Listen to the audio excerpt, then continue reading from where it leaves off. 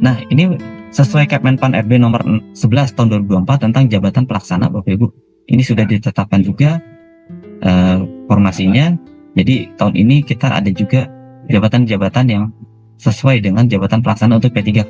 Nah, P3K ini jabatan pelaksana ini kemungkinan hanya di tahun ini Bapak Ibu untuk adanya ya. Jadi tahun depan belum tentu bisa masih kita gunakan jabatan ini untuk pengadaan tahun 2025. Tapi untuk 2024 ini kita ada difasilitasi dengan Kemenpan 11 tahun 2024. Dan nanti Bapak Ibu arahkan si pelamar, calon-calon pelamar ini berdasarkan pendidikan yang bersangkutan atau alokasi yang Bapak Ibu sudah tetapkan untuk si pelamar tersebut. Ya, jadi agar tidak terjadi tumpang tindih, ya, tidak terjadi tumpang tindih. Karena nanti proses optimalisasi akan dilakukan secara otomatis, secara sistem ya, tidak dilakukan secara manual Bapak Ibu.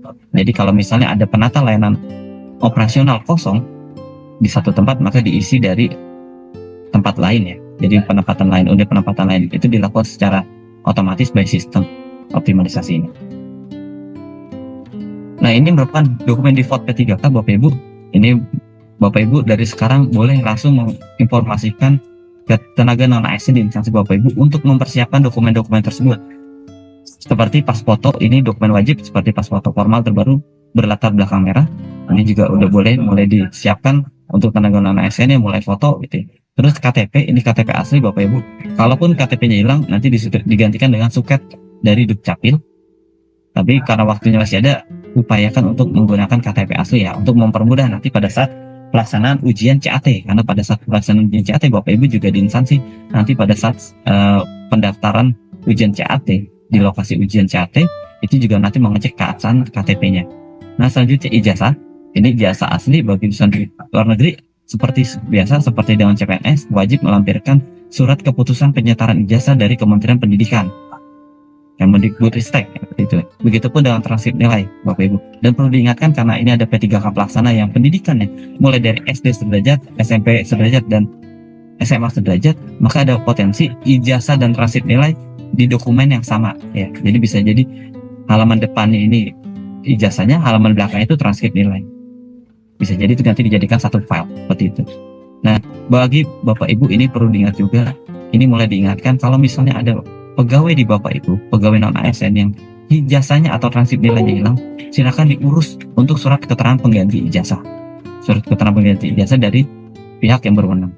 Ini mulai diurus dari sekarang Bapak Ibu agar nanti pada saat pembukaan ini tidak gerasa-gerusuk ya. Sudah siap semua dokumen ijazah maupun transkrip nilainya. Nah, selanjutnya untuk surat lamaran, ini surat lamaran sesuai dengan persyaratan instansi yang Bapak Ibu unggah nantinya ya, dan umumkan. Jadi untuk mempermudah, kami sarankan Bapak Ibu sudah mulai mempersiapkan dari sekarang surat lamaran dan format surat pernyataan. Ya, surat lamaran dan surat pernyataan. Kalau bisa sudah mengunggahnya dalam bentuk Word ya.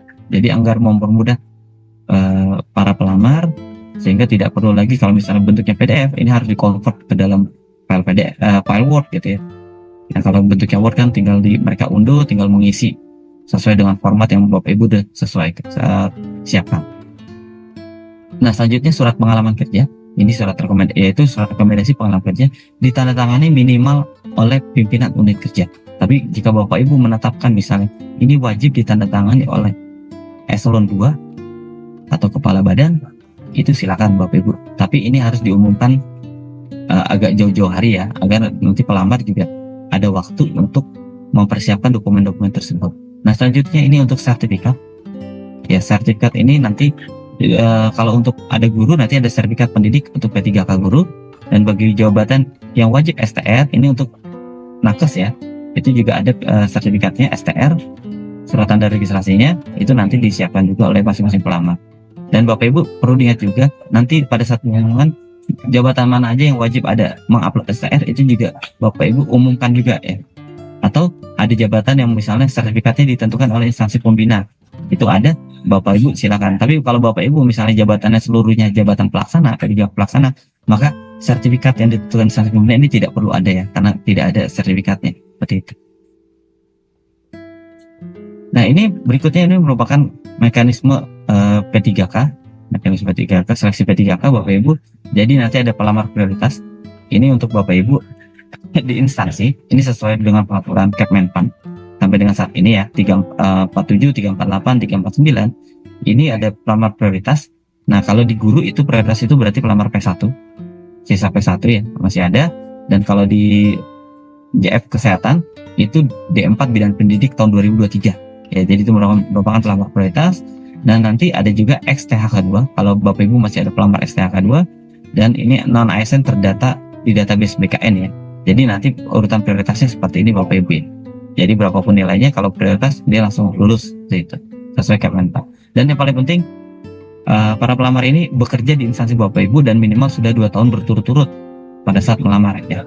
Jadi pada saat melamar sudah 2 tahun berturut-turut di instansi Bapak Ibu, mulai pengalaman. Dan ujiannya nanti menggunakan sistem CAT dengan kelulusan berdasarkan peringkat terbaik ya. Jadi bukan tidak ada passing grade atau nilai ambang batas untuk P3K di tahun ini. Karena formasinya semuanya formasi khusus ya Bapak Ibu. Ya, mungkin itu yang bisa kami sampaikan.